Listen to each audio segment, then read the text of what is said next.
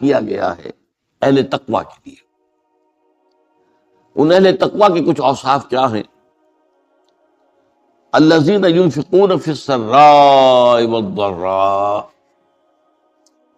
وہ لوگ کہ جو خرچ کرتے ہیں، مراد ہے اللہ کی راہ میں، اور اللہ کی راہ میں خرچ کرنے کی دو مدیں ہیں۔ اللہ کی رضا کے لیے اس کے بندوں میں سے جو محتاج ہوں، جن کو کوئی ضرورت لاحق ہو، ان کی مدد کرنا، یتیم ہوں، بیوائیں ہوں، مسکین ہوں، کوئی قرض تلے دب گئے ہوں، وہ سب کے سب اس میں آ جائیں گے۔ لہذا دوسری مد کیا ہے؟ وہ ہے اللہ کے دین کے لیے خرچ کرنا، دین کی تعلیم و تعلم کا کوئی نظام بنانا، پھر یہ کہ دین کو دوسروں تک پہنچانا، اس کے لیے سارے ذرائع جو بھی کسی زمانے میں ابلاغ کے موجود ہوں ان سب کو استعمال کرنا، اس کے لیے خرچ درکار ہے۔ بہرحال میں اس عرض کر رہا تھا کہ یہ دو مدیں ہیں خرچ کرنے کی۔ الذین ينفقون فی السراء والضراء، مسرت کی حالت میں آدمی کے پاس کافی ہے، غنی ہے، تب خرچ کر رہا ہے تو ظاہر بات ہے اس حالت میں طبیعت پر اتنا بوجھ نہیں ہوتا خرچ کرنے میں، لیکن خود تنگی محسوس کر رہا ہو پھر خرچ کرے، یہ گویا کہ اس سے اگلا ایک قدم ہے، ضراء ہے، تکلیف کے اندر بھی ہو تو خرچ کرے۔ والکاظمین الغیظ، اور وہ لوگ جو اپنے غصے کو پی جانے والے، والعافین عن الناس، اور غصہ ظاہر بات ہے آتا ہے کسی شخص کی کسی غلطی پر، کسی خطا پر، یا وہ اس نے آپ کے ساتھ کوئی زیادتی کی ہے، تبھی تو غصہ آئے گا نا۔ لہذا غصے کو تو پی جاؤ اور لوگوں کو معاف کرو۔ والعافین عن الناس، یہ دو کام در حقیقت ایک ہی کام کے دو رخ ہیں، کہ غصہ آیا ہے تو اسے پی جاؤ، اور جس شخص نے بھی تم پر زیادتی کی ہے، تمہارے خیال میں زیادتی کی ہے، ہو سکتا ہے وہ اپنی جگہ پر صحیح ہو، لیکن یہ کہ بہرحال تمہیں غصہ آیا ہے، اس غصے کو پی جاؤ اور اسے معاف کرو۔ واللہ یحب المحسنین، اور ظاہر بات ہے کہ اللہ تعالیٰ کو تو ایسے محسنین ہی پسند ہے۔ اب یہاں بھی نوٹ کر لیجئے وہی درجہ احسان جو ہم پڑھ چکے ہیں بڑی تفصیل سے، حدیث جبرائیل کے حوالے سے گفتگو شروع ہوئی تھی، بعد میں پھر بھی مختلف مواقع پر گفتگو آتی رہی ہے، اور اگلی حدیث میں پھر آ رہی ہے۔ احسان کس سے کہتے ہیں؟ تو اللہ تعالیٰ کو ایسے محسن جو اپنے اس دین کو خوبصورت بنا لے، دین ان کا جو ہے اور دینی زندگی ان کی جو ہے وہ دل کو لبھانے والی ہو، وہ لوگوں کو پسند آنے والی ہو، بلکہ یہ کہ اس کے اندر جو ہے وہ حسن جو ہے دل آویزی پیدا ہو جائے۔ تو اس آیت کے حوالے سے میں آج پھر حدیث آپ کو سنا رہا ہوں۔ اس کے راوی حضرت ابو ہریرہ ہے رضی اللہ تعالی عنہ، انہوں نے ذکر کیا ہے، اور اس کی روایت بھی ہے امام بخاری نے کی ہے رحمہ اللہ، ان رجلا قال للنبی صلی اللہ علیہ وسلم، ایک شخص نے حضور صلی اللہ علیہ وسلم سے عرض کیا، اوصنی، حضور مجھے کچھ وصیت فرمائیے۔ اوصا یوسی ایسان، وصیت کرنا، وصا یوسی توصیتن، اس کے معنی بھی وہی ہے۔ وصا یوسی کے معنی ہو جائیں گے تدریجاً، مسلسل وصیت کرتے رہنا، نصیحت کرتے رہنا۔ اور ایک ہے ایک مرتبہ آپ نے ایک بات کہہ دی ہے، اوصنی، مجھے وصیت فرمائیے، مجھے نصیحت فرمائیے۔ قال لا تغضب، آپ نے ایک ہی بات فرمائی، غصہ نہ کیا کرو، مغلوب الغضب نہ ہو جایا کہ غصہ آئے اور تم پر چھا جائے، تمہارے اوپر اپنا غلبہ کر۔ فردد مرارا، اب اس شخص کے دل میں شاید کوئی اور بات تھی، اس نے پھر پوچھا، اوصنی حضور، بس کیجیے وصیت۔ آپ نے پھر فرمایا لا تغضب، پھر پوچھا، وہ تکرار کرتا رہا اور حضور نے بھی ہر مرتبہ وہی باتیں۔ اب اس سے اندازہ ہو جاتا ہے کہ یہ اس بات کتنی اہم ہے۔ سب پہلی بات تو میں آپ کو یہ بتا دوں کہ غصہ آ جانا کوئی غیر فطری بات نہیں ہے. غصہ اللہ تعالیٰ نے انسان میں رکھا ہوا ہے. البتہ غصے کے اعتبار سے حضرت حسن، غالباً حسن بصری رحمہ اللہ، ان کا ایک قول بڑا حکیمانہ ہے، بہت حکیمانہ ہے. وہ فرماتے ہیں کہ ایک انسان تو وہ ہوتا ہے جو پورا انسان ہوتا ہے، مکمل انسان. ایک ہوتا ہے نصف رجل، آدھا انسان، وہ انسانیت کے معیار پر پورا نہیں اترتا، ہاں نصف تک آ جاتا. اور ایک انسان ہوتا ہے لیسا برجل، وہ انسان ہوتا ہی نہیں، وہ حیوان. پورا انسان وہ ہے جسے غصہ دیر میں آئے اور جلدی رفع ہو جائے، اور آدھا انسان وہ ہے جسے غصہ جلدی آئے لیکن جلدی رفع بھی ہو جائے، یا دیر میں آئے اور دیر میں رفع ہو، یہ دونوں برابر ہو جائیں گے. جلدی غصہ آیا جلدی ہی ختم بھی ہو گیا، دیر میں آیا دیر لگا دی جانے میں بھی. اور جو شخص سرے سے انسانیت کا مستحق ہی نہیں کہ اسے انسان مانا جائے، انہیں غصہ جلدی آ جائے اور دیر میں جائے، تو وہ اصل میں پھر انسان نہیں، وہ اخلاقی اعتبار سے پورا انسان کہلانے کا مستحق نہیں. تو غضب کے اعتبار سے یہ 3 درجے جو ہے وہ سامنے رہنے چاہیے. پھر مزاجوں کی بات بھی ہوتی ہے. اللہ تعالیٰ نے مختلف مزاج بنائے ہیں. بعض طبائع کے اندر جمال کا عنصر زیادہ ہوتا ہے، جمالی شخصیت، خوبصورت شخصیت طبعاً. بعض جلالی مزاج کے لوگ ہوتے ہیں، ہمارے بزرگوں میں بھی ہوتا ہے، دیندار لوگوں میں بھی ہوتا ہے، یہاں تک کہ نبیوں میں بھی ہے. حضرت موسیٰ علیہ السلام جلالی طبیعت کے آدمی، آپ کو معلوم ہے ان کے واقعات کو ہمارے سامنے ہیں جو قرآن میں موجود ہیں. ایک قبطی کا اور ایک اسرائیلی کا جھگڑا ہو رہا تھا، اس اسرائیلی نے مدد مانگی تو حضرت موسیٰ نے ایک مکہ لگایا ہے اس قبطی کو اور اس کی جان نکال دی. تو ان کے غضب کا، ان کی جلالی طبیعت کا یہ عالم ہے. اور اس کا سب سے بڑا نقشہ جو قرآن مجید میں آتا ہے کہ جب اللہ تعالیٰ نے جب ہجرت ہو گئی اور مصر سے حضرت موسیٰ علیہ السلام اپنی قوم کو لے کر، بنی اسرائیل کو لے کر نکل آئے، دریا یا سمندر بھی اللہ نے پار کرا دیا، سمندر کو یا دریا کو پھاڑ کر. اس کے بعد وہ مرحلہ آیا کہ انہیں اب شریعت دی جائے، اس لیے کہ اصل میں ہجرت کے بعد پھر شریعت آتی ہے. ہجرت سے پہلے کا وقت جو ہے وہ تو ایک کشاکش کے اندر گزرتا ہے، جیسے کہ 12 برس حضور کے مکے میں ہے، ایک کشاکش ہے جسے ہم عام طور پر کشمکش کہہ دیتے ہیں، ایک سٹرگل، اس میں مصیبتیں ہیں، تکلیفیں ہیں، ماریں کھائی جا رہی ہیں وغیرہ وغیرہ. تو ابھی کسی تفصیلی شریعت کے لیے جانے کا موقع نہیں تھا. نماز بھی جا کر 5 وقتہ جو ہے وہ سن 1190 میں فرض ہوئی ہے، یعنی آپ سمجھئے کہ ہجرت سے 1-1.5 سال پہلے. اس کے علاوہ زکوٰۃ کا کوئی نظام ابھی باقاعدہ کہ یہ اتنے میں سے اتنا کوئی نہیں. ہاں عام طور پر لفظ زکوٰۃ استعمال ہوا ہے، اپنے مال کو پاک کرو، پاک کرتے رہا کرو، مال میں سے صدقہ خیرات نکالتے رہا کرو، اس سے وہ مال پاک ہو جائے. تو اسی طریقے سے جو ہجرت آئی حضور پر، جو ہجرت کے بعد شریعت نازل ہوئی مدینہ منورہ میں. اور دورہ ترجمہ قرآن میں یہ بات واضح میں کر دیا کرتا ہوں کہ اس شریعت کا بلو پرنٹ جو ہے، یہ لفظ آپ میں سے بہت سے حضرات جانتے ہوں گے، کوئی عمارت بنانی ہو تو اس کا جو نقشہ بنتا ہے پہلا وہ ایک نیلے کاغذ پر بنتا ہے، بلو پرنٹ. تو بلو پرنٹ جو ہے اس شریعت محمدی علی صاحب الصلاۃ والسلام کا، وہ سورہ بقرہ متعیا ہے.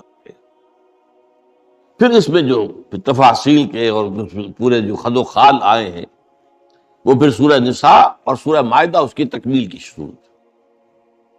بہرحال جب حضرت موسیٰ کو اللہ تعالیٰ نے طلب کیا 40 دن کے لیے کوہ طور پر، اس کو ہم چلا بھی کہہ سکتے ہیں، 40 روز کی اللہ تعالیٰ نے ان سے ریاضت کروائی، مشقت، روزہ اور یہ کہ عبادت اور ذکر الہی.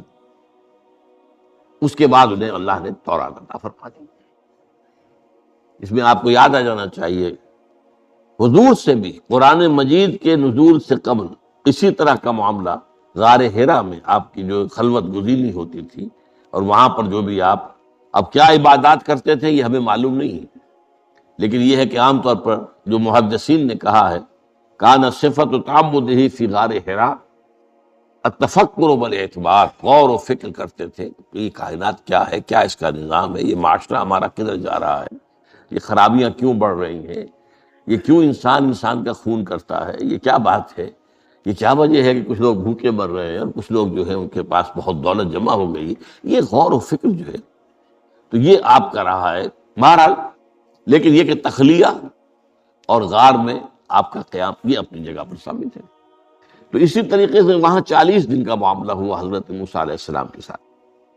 اس کے بعد الواح دے دی گئیں، جو پتھر کی تختیاں تھیں ان کے اوپر جو احکام عشرہ ہیں، دی 10 کمانڈمنٹس، جو بنیاد ہیں۔ جیسے میں نے کہا کہ سورہ بقرہ جو ہے شریعت محمدی کی اساس ہے، تو شریعت موسوی کی اساس وہ 10 کمانڈمنٹس ہیں جو کہ پتھر کے سلوں پر لکھی ہوئی دی گئی ہیں حضرت موسیٰ علیہ السلام کو کوہ طور پر۔ پیچھے کیا ہوا؟ حضرت موسیٰ کی اس غیر حاضری میں سامری کو موقع مل گیا، اس نے گمراہ کرنے کے لیے ایک شعبدہ دکھایا، اور وہ شعبدہ کیا تھا؟ آل فرعون کے جو زیور وغیرہ ہوتے تھے ان لوگوں کے، وہ ان بنی اسرائیل کے لوگوں کے پاس امانت رکھا تھا، یعنی انہیں بھی اندازہ یہ تھا یہ اسرائیلی جو ہیں یہ بددیانت نہیں، یہ جو ہے اس کے اندر جو ہے وہ نہیں کریں گے کوئی خیانت، خائن نہیں۔ بہرحال چونکہ حضرت ابراہیم کی اولاد تھے، حضرت یعقوب کی اولاد تھے، تو چاہے اور ان میں خرابیاں آ گئی ہوں گی، لیکن یہ کہ یہ اندازہ انہیں تھا کہ یہ امین لوگ ہوتے ہیں، تو ان کے پاس امانت رکھی ہوئی تھی۔ جب وہ نکلے وہاں سے وہ ساری چیزیں بھی ساتھ لے کر آ گئے۔ اس کو کہا اس نے سامری نے کہ یہ پھینک دو، یہ تو نجس ہے، تمہارے لیے جائز نہیں۔ اس حد تک تو بات ٹھیک ہوئی۔ پھر ان کو پگھلا کر اور ایک بچڑے کی شکل بنا لی، اور اس کے اندر ایسا کچھ میکینزم رکھا کہ اس میں سے ہوا گزرتی تھی، اندر سے کھوکھلا تھا، تو آواز ایسی آتی تھی جیسے کہ بچڑا ڈکرا رہا ہو۔ انہوں نے کہا یہ ہے تمہارا خدا۔ یہ موسیٰ کو تو مغالطہ لگا ہے، کس غلطی فہمی کے اندر وہ پڑ گئے ہیں، کہاں گئے ہیں، کس خدا کے پاس گئے ہیں، یہ خدا تو یہ ہے تمہارا خدا، اسے پوجو۔ بہرحال وہاں کچھ لوگ جو ہے کافی بڑی تعداد میں لوگوں نے پرستی شروع کر دی۔ اب جب اللہ نے بتایا اے موسیٰ تمہاری قوم پیچھے فتنے میں پڑ چکی ہے، اور اس کی بھی ایک عجیب بات ہے، اس بتائی دوں آپ کو کہ حضرت موسیٰ کے لیے جو اللہ نے وقت معین کیا تھا کوہ طور پر آنے کا، آپ اس وقت مقرر سے پہلے پہنچ گئے۔ شوق اللہ نے ایکسپلینیشن کال کی، یہ سورہ طٰہٰ میں موجود ہے۔ ما عجلک عن قومک یا موسیٰ، موسیٰ یہ تم اپنی قوم کو چھوڑ کر جلدی کیوں آ گئے؟ ابھی تو وہ وقت معین نہیں آیا، کیوں آ گئے؟ اب حضرت موسیٰ تعجب سے کہتے ہیں کہ مجھے تو شاباش ملنی چاہیے تھی کہ تو میرا شوق دیکھ، میرا اشتیاق دیکھ، اور الٹی جو ہے ایکسپلینیشن کال کرنی پڑ رہی ہے۔ قال عجلت الیک ربی لترضی، پروردگار میں تو جلدی کر کے آیا اس لیے تو راضی ہو جائے کہ تیرے طلب کرنے پر میں وقت معین سے بھی پہلے پہنچ گیا۔ فرمایا نہیں، یہ اجرت جو ہے یہ ایسی خطا ہے تمہاری کہ تم نے در حقیقت جو یہ غلطی کی ہے اس کی وجہ سے سامری کو موقع مل گیا ہے کہ اس نے تمہاری قوم کو اضلهم السامری، سامری نے گمراہ کر دیا۔ یہ خبر پا کر اب حضرت موسیٰ علیہ السلام جب آئے ہیں واپس اپنی قوم، اس کے لیے جو الفاظ آئے ہیں یہ سورہ اعراف کے اندر ہے، فلما رجع موسیٰ الی قومہ غضبان آسفا۔ یہ غضبان، یہ غضب کی ایک انتہائی شکل۔ اس وزن پر عربی زبان میں جو الفاظ آتے ہیں وہ کسی شے کی شدت کو ظاہر کرتے ہیں۔ انا جوعان، میں بھوک سے مرا جا رہا ہوں۔ انا عطشان، میں پیاس سے مرا جا رہا ہوں۔ اسی طرح رحمان، جس میں رحم جو ہے وہ ٹھاٹھے مارتے سمندر کے ماہی۔ تو اس وزن پر جو الفاظ آتے ہیں، اسی وجہ سے غضبان، تو میں کہہ رہا تھا یہ ہے جلالی طبیعت حضرت موسیٰ علیہ السلام کی، کہ انہیں جب یہ اندازہ ہوا کہ میری قوم کے کچھ لوگ جو ہے وہ اس طریقے سے گمراہ ہو گئے، مشرک ہو گئے، وہ شرک نہیں، جلی شرک، خفی شرک نہیں، باقاعدہ ایک پرستش جو ہے ہو رہی ہے ایک بشرے کی، اسے خدا مانا جا رہا ہے، اسفا، بہت ہی متاسف۔ ابھی دو الفاظ آگے، غضبان، اسف، ایک جانب غضبناک اور دوسری طرف انتہائی افسوس اور رنج کی کیفیت۔ چنانچہ وہاں آ کر جو الفاظ قرآن مجید میں آئے ہیں اسی جلالی طبیعت کا مظہر، وَأَلْقَى الْأَلْوَاحَ، وہ جو لے کر آئے تھے تخلیاں وہ تو آپ نے ڈال دی، وَأَخَذَ مِرَاثَ أَخِيهِ يَجُرُّهُ إِلَيْهِ، اپنے بھائی حضرت ہارون کا سر پکڑ کر، بلکہ داڑھی کے بال پکڑ کر اور پیشانی کے بال پکڑ کر گھسیٹا، یہ تم نے کیا کیا؟ میں تمہیں خلیفہ بنا کر گیا تھا یہاں، تمہارے ہوتے ہوئے اور یہ کام ہو گیا، تم کیوں نہ میرے پیچھے آ گئے مجھے بتانے کے لیے؟ بہرحال چونکہ خلیفہ بنا کر گئے تھے، انہیں رہنا تو وہاں تھا، لیکن انہوں نے کہا کہ مجھے اندیشہ یہ ہوا کہ آپ یہ کہیں گے کہ تم نے بنی اسرائیل میں تفرقہ پیدا کر دیا، اس لیے میں نے برداشت کیا، کیا کرنا، روکتا رہا میں، لیکن یہ کہ میں نے ان کے درمیان جو ہے کوئی بہت بڑا قدم نہیں اٹھایا، لیکن بہرحال اس کے بعد جو قدم اٹھایا گیا وہاں پر وہ فیصلہ کیا گیا کہ 12 قبیلوں میں سے ہر قبیلے کے جتنے لوگوں نے یہ شرک کیا ہے، اسی قبیلے کے لوگ جو توحید پر قائم رہے ہیں وہ اپنے بھائیوں کو قتل کریں اور ذبح کریں۔ تو تورات کی روایت کے مطابق 70,000 یہودی قتل، اور یہیں سے قتل مرتد کی سزا اسلام میں یہ قتل ہے۔ یہ سب بات لوگ کہتے ہیں جو منکرین حدیث ہیں آج کل اور روشن خیال ہیں، اور جو اپنی روشن خیالی کا جو سند لینا چاہتے ہیں مغرب سے، تو مغرب کا تصور تو یہ ہے کہ یہ انسانی حقوق میں سے ہے، ایک مسلمان ہے اسے اگر عیسائیت پسند آ گئی عیسائی ہو جائے، اس کا حق ہے، کیونکہ مجرم تو نہیں۔ یہ تمہاری شریعت میں یہ کہ قتل کر دیا جائے، یہ تو در حقیقت جو بنیادی حقوق ہے انسان کے اس کے خلاف ہے۔ اسی طریقے سے ایک مرد اور ایک عورت رضامندی سے زنا کرتے ہیں، آپ کو یہ ان کا حق ہے، ہاں مائنر نہ ہو، چھوٹے نہ ہو، نابالغ سے زنا نہ کیا گیا ہو، جبر نہ کیا جائے، جبر کریں گے تو مجرم ہو جائیں گے، لیکن اگر رضا کے ساتھ باہمی رضامندی سے وہ کرتے ہیں یہ زنا تو کوئی جرم نہیں ہے، ان کی مرضی ہے۔ تو یہ سارا تصور جو ہے حقوق انسانی کا، جس طرح کا ایک مبالغہ آمیز تصور دنیا میں ہو گیا ہے، اس کی روح سے ہمارے ہاں بھی جو لوگ ہیں جو انہی کو ماڈل بنا رہے ہیں اب، تو وہ کہتے ہیں کہ جناب قرآن میں کہاں ہے مرتد کی سزا، اس طرح قرآن میں کہاں رجم کی سزا؟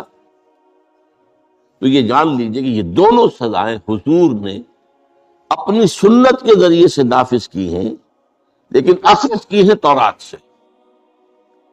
ظاہر بات ہے کہ حضور سے پہلے جو شریعت موسوی تھی وہ لاگو تھی، یہودیوں کے لیے شریعت موسوی تھی، آج تک بھی ہے۔ عیسائیوں کے لیے بھی حضرت مسیح یہی کہہ کر گئے تھے کہ یہ نہ سمجھنا کہ شریعت موسوی کو ختم کرنے آیا ہوں، law of Moses, don't think I have come to destroy law, this law of Moses will be applicable to you۔ وہ تو سینٹ پال نے ختم کیا، اور آج کی عیسائیت جو ہے یہ عجیب مذہب ہے جس میں کوئی قانون ہے ہی نہیں۔ لیکن یہ کہ اسلام میں بہرحال انسانی حقوق کی بھی حدود ہیں، ان حدود کے اندر انسانی حقوق ہوں گے۔ ہاں اگر آپ مسلمان ہیں اور آپ کو کوئی اور پسند آ گیا، آپ مسلمان ملک کو چھوڑ دیجیے، دارالاسلام کو چھوڑ دیجیے، بات چلے جائے گی، لیکن یہ ہے کہ دارالاسلام میں رہتے ہوئے آپ کو اختیار نہیں ہے۔ اس کی وجہ ہے کیونکہ اسلامی ریاست کی بنیاد ایک نظریے پر ہے، وہ نسل پر نہیں ہے، وہ رنگ پر نہیں ہے، وہ زبان پر نہیں ہے، نظریے پر۔ نظریے کو کمزور کر دینے والی شے یہ ہے کہ لوگ سازش کر کے ایک وقت میں ایمان لائیں اور پھر مرتد ہو جائیں، تاکہ اسلام کی ہوا اکھڑ جائے اور اس کا معاملہ سورہ آل عمران ہی کے اندر موجود ہے کہ وقالت طائفۃ من اہل الکتاب آمنوا بالذی انزل علی الذین آمنوا وجہ النہار واکفروا آخرہ لعلہم یرجعون۔ دیکھو بھائی، یہ جو بڑی دھاک بیٹھ گئی ہے اسلام کی اور ایمان کی، جو شخص ایمان لے آتا ہے چاہے اسے انگاروں پر ڈال دیا جائے وہ ایمان کو نہیں چھوڑتا۔ تو یہ ایک ساکھ ہو گئی نا، ایک گڈ ول ہے ایمان کی، ایک ساکھ۔ جو چاہو کر لو، اس کو قتل کر دیا ابو جہل نے، حضرت سمیہ اور حضرت یاسر رضی اللہ تعالیٰ عنہما دونوں کو قتل کر دیا۔ انہوں نے کلمہ کفر زبان سے نکالنا پسند نہیں کیا، حالانکہ اجازت ہے جان بچانے کے لیے، ایمان دل میں قائم رہے، زبان سے کلمہ کفر کہہ دیا جائے صرف جان بچانے کے لیے جائز ہے، اجازت ہے۔ چنانچہ حضرت سمیہ اور حضرت یاسر کے بیٹے عمار نے جان بچانے کے لیے کلمہ کفر کہا، اور پھر ان پر شدید پشیمانی طاری ہوئی، لیکن حضور نے انہیں اطمینان دلایا کہ نہیں، اس کی بھی اجازت ہے۔ باقی جو مقام تمہارے والدین نے حاصل کیا وہ تو بہت مقام ہے، لیکن وہ عظیمت اپنی جگہ، یہ رخصت بھی اپنی جگہ، دین کا ایک حصہ ہے۔ بہرحال سازش کیا کی؟ آمنوا بالذی انزل علی الذین آمنوا وجہ النہار، ایسے کرو کہ صبح کے وقت تو ایمان لے آؤ، اے لوگوں، اے مسلمانوں، جو کتاب تم پر نازل ہوئی ہم بھی ایمان لاتے ہیں، ہم بھی مومن ہو گئے۔ دن بھر رہو، اب اس میں یہ اضافے میرے ہیں، ذرا حضور کے قریب رہو، صحبت قریب سے، تاکہ لوگ دیکھ لیں یہ دن بھر حضور کی صحبت میں رہے ہیں، قریب رہے ہیں، شام کو کافر ہو جاؤ، مرتد ہو جاؤ، یہ دیکھ لیا ہم نے، یہ تو دور کے ڈھول سہانے ہیں، ہم نے اندر جا کر دیکھ لیا، کوئی بات ہے ہی نہیں، کوئی خاص بات نہیں۔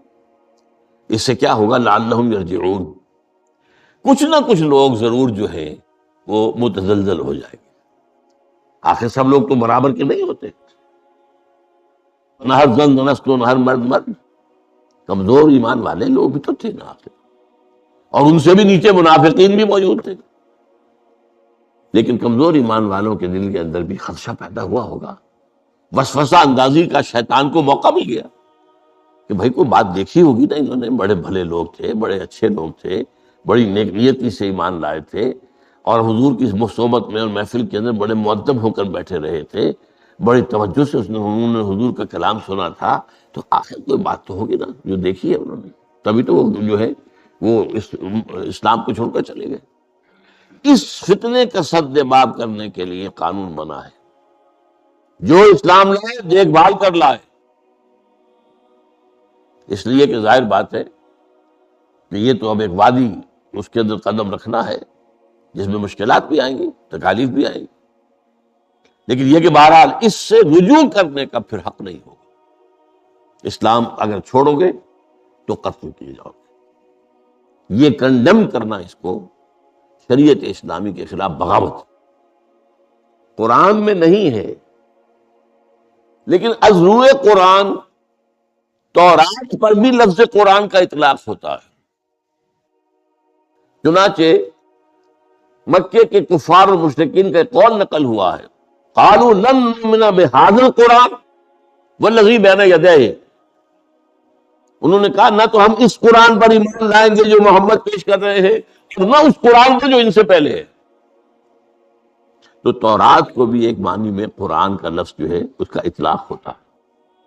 تو حضور صلی اللہ علیہ وسلم نے یہ دو سزائیں جو ہیں، قتل مرتد اور رجم کی سزا بھی ظاہر بات ہے قرآن میں نہیں ہے، ہم مانتے قرآن میں نہیں ہے، لیکن شریعت جو ہے وہ صرف قرآن پر مبنی نہیں ہے، بس یہ بات ایک اصول موٹی، شریعت کی دو بنیادیں مستحکم ہیں، مستقل بذات ہیں، انڈیپینڈنٹ آف ایچ ادر،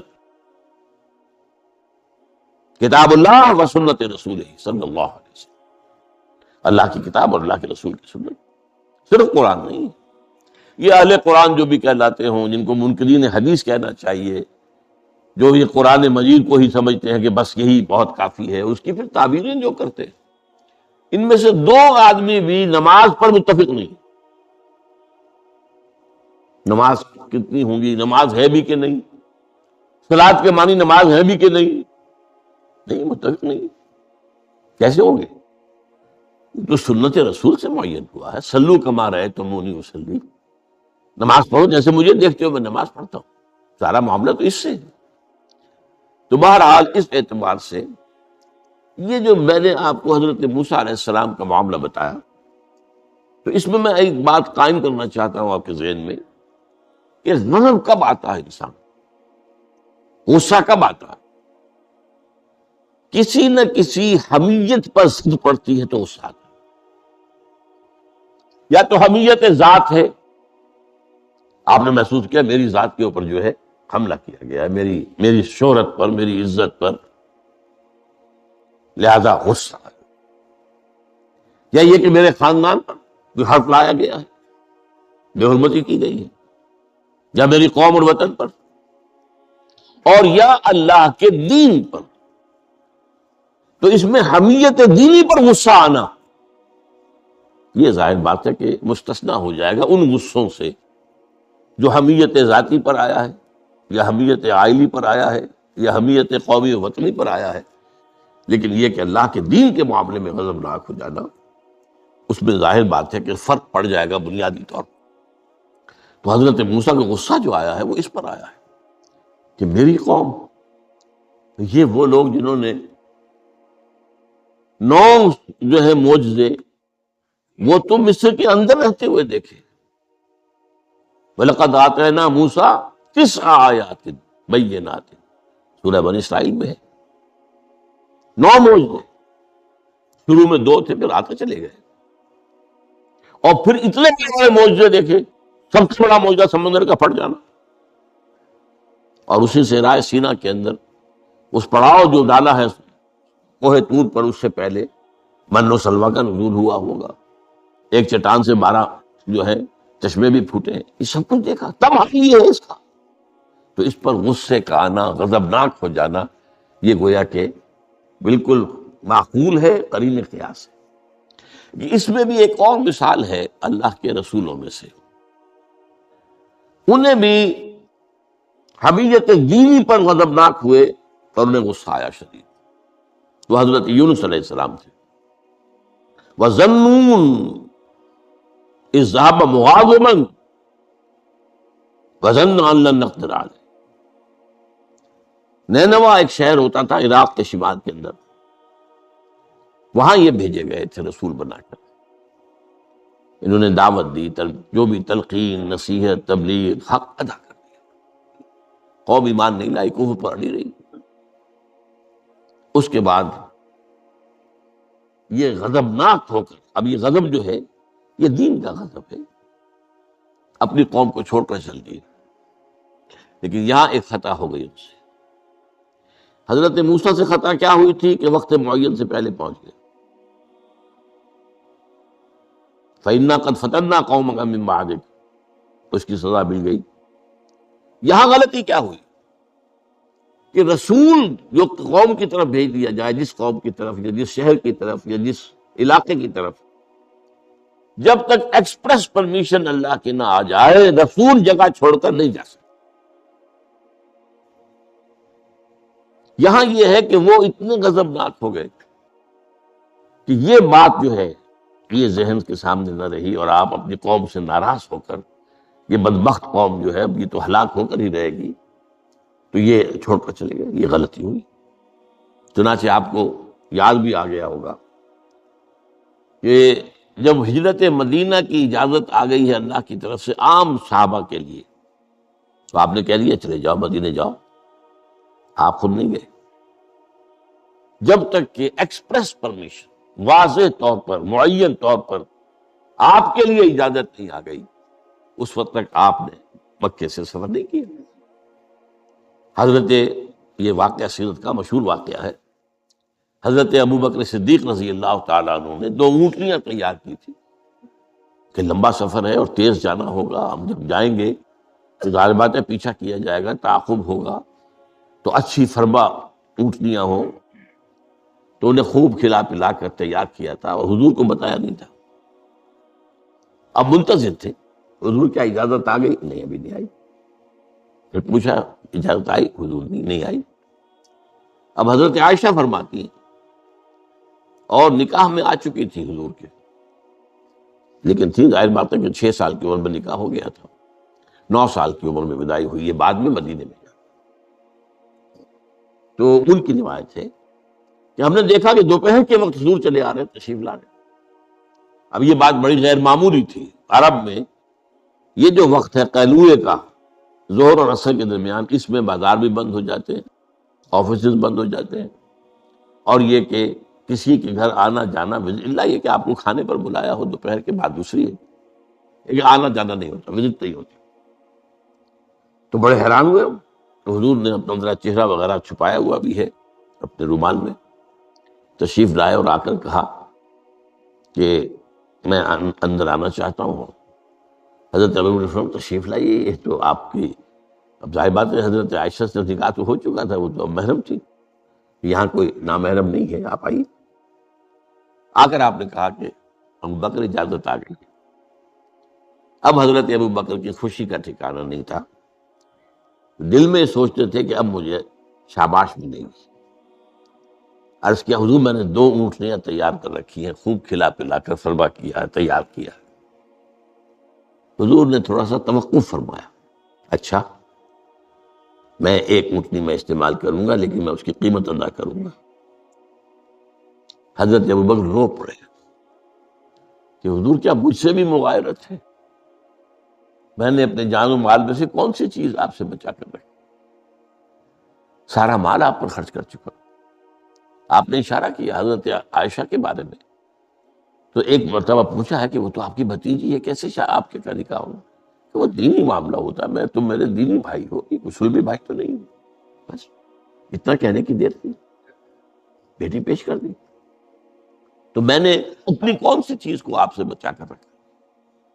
یہ ان کے الفاظ نہیں ہے، یہ میں ان کے جذبات کی تعبیر اپنے الفاظ میں کر رہا ہوں، لیکن یہ واقعہ میں آتا ہے کہ رو پڑے۔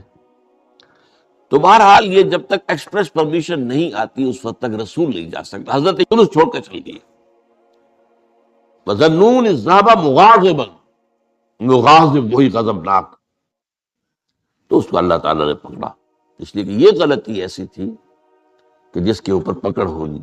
یہ تو کار رسالت کے اندر جو اس کی شرائط ہیں ان میں سے ایک شرط کے اندر کمی ہوئی ہے، لہذا پھر وہ آپ کو معلوم ہے کہ وہ مچھلی کے پیٹ میں گئے اور وہاں انہوں نے جو ہے لا الہ الا انت سبحانک انی کنت من الظالمین، تو آپ نے جو بھی وہ استغفار کیا ہے اللہ سے، پھر اللہ نے معاف کیا۔ پھر اس مچھلی نے، ویل مچھلی کوئی ہوگی جو شط العرب میں معلوم ہوتا ہے، شط العرب میں اس نے نگلا ہے، اور شط العرب یہ دونوں دریا جو ہیں فرات اور دجلہ جب عراق کے جنوب میں آ کر ایک ہو جاتے ہیں، وہ تو گویا کہ ایک بڑا سا چھوٹا سا سمندر بن جاتا ہے، اتنا بڑا وہ شط العرب کہلاتا ہے۔ اس سے ہو کر پھر گلف میں آئے، اور گلف سے ہو کر کہیں مکران کے ساحل پر آ کر اگلا ہے اللہ کے حکم سے اس مچھلی نے حضرت السلام۔ اس پر ایک تحقیقی مضمون میثاق میں ایک زمانے میں شائع ہوا تھا، میں اب اس کی تفصیل میں نہیں جا سکتا، کہ اس علاقے میں حضرت یونس علیہ السلام کو، اور پھر وہ اس کے ساحل پر پڑے رہے، تو معلوم ہوا کہ یہاں پر غضبناک ہو جانا اگرچہ تھا حمیت دینی کی وجہ سے، لیکن وہاں بھی جو بنیاد ہے دین کی اور جو اس کے جو شرائط ہیں ان میں سے کسی کو کراس کرنے کی اجازت نہیں ہے۔ اس میں سے اگر کسی رسول سے بھی ہوا ہے تو پھر یہ کہ اللہ تعالیٰ کی طرف سے گرفت ہوئی ہے۔ اور یہاں یہ نوٹ کرا دوں میں آپ کو، ہم جو مبالغے آمیزی کیا کرتے ہیں نعتوں کے اندر، اور آج کل انتہا ہوئی ہے ٹی وی کے اوپر، بعض چینلز کے اوپر نعتوں ہی نعتیں، نعتیں ہی نعتیں، نعتیں ہی نعتیں، پھر ان کے اندر جو مبالغے ہوتے ہیں۔ حضور نے فرمایا ہے مجھے یونس ابن متہ پر بھی فضیلت مت دو۔ اب یونس ابن متہ وہ ہیں واحد رسول جن سے کچھ خطا ہوئی ہے اور جس پر سزا ہوئی ہے، باقی اور رسولوں میں سے کسی کے ساتھ ایسی بات ثابت نہیں۔ خطا ہوئی ہے حضرت موسیٰ سے بھی، ما عجلک عن قومک یا موسیٰ، لیکن خطا جو ہے اس کی کوئی سزا حضرت موسیٰ کو نہیں ملی۔ واحد رسول ہیں حضرت یونس علیہ السلام، الا قوم یونس، اور اس کا جو فائدہ پہنچا ہے، یہ جو آج کی جدید اکاؤنٹنگ ہے، debit and credit, Hare debit کے اگینسٹ کوئی انٹری برابر کی جو ہے کریڈٹ کی ہوگی، ہر کریڈٹ کے اگینسٹ ڈیبٹ کی ہوگی۔ یہ جو ڈیبٹ ہوا حضرت یونس کے خلاف، یہ کریڈٹ بن گیا قوم کے خلاف، قوم کے حق میں، کہ عذاب کے آثار شروع ہو گئے، جس کے بعد کے کسی قوم کے لیے دروازہ بند ہو جاتا ہے توبہ کا، جیسا کسی فرد کے لیے جب موت کے آثار شروع ہو جائیں اب توبہ کا دروازہ بند ہے۔ تو جب وہ عذاب کے آثار شروع ہو گئے وہ قوم کو یاد آ گیا کہ یہ بات وہی ہو گئی جو یونس کہا کرتا تھا علیہ الصلوۃ والسلام۔ گھروں سے نکلے آئے، پوری قوم باہر آ گئی اور چیخ چیخ کر رو رو کر گڑ گڑا کر اللہ سے معافیاں مانگی، دعائیں کی، تو اللہ نے ان پر سے عذاب ٹال دیا۔ تو سورہ یونس میں اس کے بیان کیا گیا ہے کہ عذاب الہی کے جب شروع ہو جائیں آثار پھر وہ ٹل نہیں سکتا الا قوم یونس۔ یہ صرف ایک ہی مرتبہ ہوا ہے، استثناء ہے واحد، حضرت یونس علیہ السلام کی قوم۔ اب آخری نقطہ میں آپ کو بتا رہا ہوں، اس حدیث میں ایک بات بڑی اہم ہے۔ یہ جو آپ نے فرمایا لا تغضب لا تغضب لا تغضب لا تغضب، ایک محسوس ایسا ہوتا ہے کہ یہ در حقیقت ہے شخصی تشخیص اور علاج۔ جو روحانی معالج ہوتے ہیں، ظاہر بات ہے کہ رسول یزکیہم، روحانی معالج سے تزکیہ کرتے ہیں۔ اس طرح ہمارے ہاں صوفیہ جو ہیں جنہوں نے اپنا تزکیہ کرایا ہوتا ہے کسی بزرگ سے، وہ پھر دوسروں کا تزکیہ کرتے ہیں۔ یہ ایک سلسلہ ہے جو چل رہا ہے۔ تو اس میں یہ ہے کہ اس تزکیے کے اندر پی پی کال، مطلب یہ نہیں کہ ایک ہی بات سب کو بتائی جا رہی ہے۔ ایسے بھی اذکار اور عاد ہیں جو حضور نے سب کو بتائے۔ ہر نماز کے بعد بعض اذکار ہیں، اللہم اعنا علی ذکرک و شکرک و حسن عبادتک، ایک وہ ہے اللہ تعالیٰ کی حضور کی طرف سے کہ یہ پڑھا کرو، آپ پڑھا کرتے تھے، یہ سب کے لیے۔ لیکن ایک ہے پرسنل، اس لیے کہ اس روحانی معالج کا کے اندر یہ صلاحیت ہونی چاہیے کہ وہ اشخاص کے اندر جو ذاتی، اب کسی کے اندر کوئی مرض ہے، کسی میں کوئی مرض ہے، کسی کے اندر دولت کی محبت زیادہ ہے، کسی کے اندر غصہ جو ہے وہ بہت تیز ہے، کسی کے اوپر شہوت کا غلبہ بہت زیادہ ہے، تو وہ جو کال ہے وہ ہوگی پرسنل کال۔ یہ گویا کہ ایک پرسنل پرسکرپشن ہے اس شخص کے لیے کہ معلوم ہوتا ہے کہ اس کے اندر یہ غضب کا اور غصے کا معاملہ جو ہے وہ ضرورت سے زائد تھا، لہذا اسے حضور نے تکرار کے ساتھ اسی کا مشورہ دیا، اسی کی وصیت فرمائی۔ سبحانک اللہم و بحمدک لا الہ الا انت سبحانک انی کنت من الظالمین۔